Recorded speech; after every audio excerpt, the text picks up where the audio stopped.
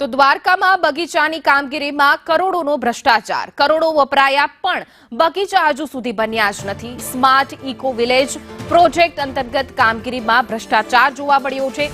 એક નહીં 12 ગામમાં બગીચાની કામગીરી માત્ર કાગળ પર જ છે। બગીચા બનાવવા માટે 1.26 કરોડની ચૂકવણી કરી દીધી। ગુજરાત ઇકોલોજી કમિશન દ્વારા કરવામાં આવી હતી ચૂકવણી। અધિકારીઓ કોન્ટ્રાક્ટરની મિલીભગતથી આ કરોડોનો ભ્રષ્ટાચાર થયો છે। કાગળ પર 3.7 એકર જમીન પર બગીચો દર્શાવી દેવામાં આવ્યો છે, પરંતુ ત્યાં તો જાળી ઝાખરા જોવા મળી રહ્યા છે।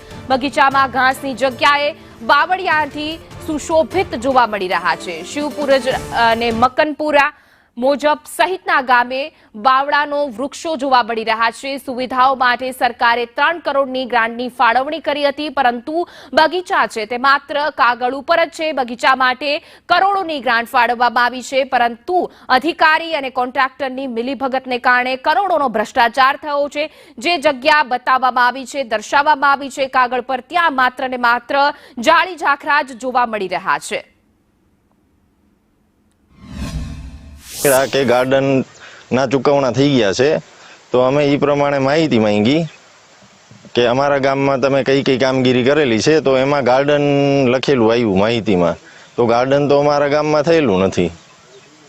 તો આ ગાર્ડનના કેટલા રૂપિયા અંદાજિત હશે ને રકમ કાગળ ઉપર થઈ? કરોડોના રૂપિયા જીઈસી ના અધિકારી અને કોન્ટ્રાક્ટરો બેની મિલીભગતથી અમારા કરોડોના રૂપિયા ચાવ થઈ ગયા છે ગામના। અને હાલમાં આ ગાર્ડન ગામમાં બન્યું છે કે નથી બન્યું? ના, હાલમાં ગાર્ડન નથી બનેલું, ફક્ત ને ફક્ત ગાંડા બાવળ ઉભેલા છે। ત્યારબાદ અમારા ગામના જાગૃત નાગરિકો દ્વારા અહીંયા આરટીઆઈ કરવામાં આવી અને એમાં અમને જાણ થઈ કે ખરેખર અહીંયા ગાર્ડન બની ગયું છે ને કરોડો રૂપિયાનું બની ગયું છે।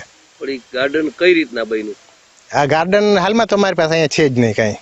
મતલબ અધિકારીઓ કોઈ ચોપડા ઉપર લીધું? હા, ચોપડા પર લીધું હશે, એને ખબર। બરાબર, બિલ બની ગયા છે કે કોઈ રૂપિયા ખાઈ ગયા છે? ના, અમને તો આરટીઆઈ દ્વારા માહિતી મળી ગાર્ડન બનેલું છે। હવે બિલ બની ગયું કે નહીં કે એ તો જીએસસી વાળા અધિકારી આવે ત્યારે ખબર પડે। કહેવાય છે કે દેવભૂમિ અને કૃષ્ણની ભૂમિ, અને ક્યાંક ને ક્યાંક મોટા પાયે જે ભ્રષ્ટાચાર અધિકારીઓ છે તેમને કૌભાંડ બહાર આવી છે।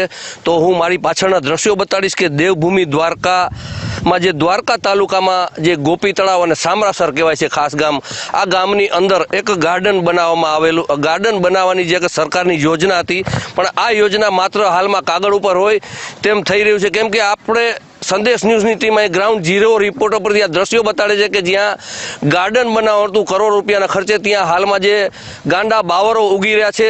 સરપંચને પૂછવામાં આવ્યું હતું, સ્થાનિકને પૂછવામાં આવ્યું હતું, તો ક્યાંક ને ક્યાંક હાલમાં માત્ર ને માત્ર અહીંયા ગાર્ડન નથી બન્યું અને માત્ર જે આ છે ગાર્ડનની જગ્યાએ ગાંડા બાવરો ઉગી ગયા છે। અને અધિકારીઓ છે તેમણે બતાડી દીધું છે કે આ ગાર્ડન બની ગયું છે, તો કાગળ ઉપર હમણાં બિલ પણ પાસ થઈ ગયા છે અને જીઈસીના અધિકારીઓ છે તે ક્યાંક ને ક્યાંક મોટો ભ્રષ્ટાચાર કર્યો હોય અને પૈસા ચાવ કરી ગયા હોય ને હાલમાં જે અહીંયા ગાર્ડન બતાડી દેવામાં આવ્યું છે। તો સંદેશ ન્યૂઝ અહીંયા પહોંચ્યું હતું અને આપને આ દ્રશ્યો બતાડ્યા છે। અનિલાલ, સંદેશ ન્યૂઝ, દ્વારકા।